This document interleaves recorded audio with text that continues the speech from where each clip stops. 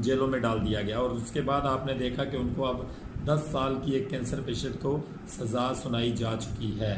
Government गिराने के लिए सिर्फ यही इकदाम हैं कि हमें एक्सटेंशन चाहिए। अगर आप एक्सटेंशन देते हैं तो आप अपनी गवर्नमेंट को जारी रखें, अगर आप एक्सटेंशन नहीं देते तो फिर आप घर जाने की तैयारी करें। केयर टेकर गवर्नमेंट आ सकती है और वो आके एक्सटेंशन दे सकती है, जबकि जो केयर टेकर गवर्नमेंट होती है वो कभी भी इस तरह का डिसीजन नहीं ले सकती कि वो किसी को एक्सटेंशन दे सके। ये हमारा आइन कहता है। लेकिन अब जो 26वीं तरमीम आइन के अंदर की गई है उसमें बहुत सी तब्दीलियाँ की गई हैं। उसमें ये तमाम तर इक़दाम को ख़त्म कर दिया गया है जो इस्टेब्लिशमेंट के अगेंस्ट के कभी इस्तेमाल किए जा सकते थे। लिहाजा मेरा ख्याल है उस 26वीं तरमीम के अंदर ये चीज़ भी एडअप होगी कि जो निगरान गवर्नमेंट होगी वो किसी भी आर्मी चीफ को एक्सटेंशन दे सकती होगी। इसीलिए केयर टेकर गवर्नमेंट लाने की बात की जा रही है और एक्सटेंशन की बातें इस वक्त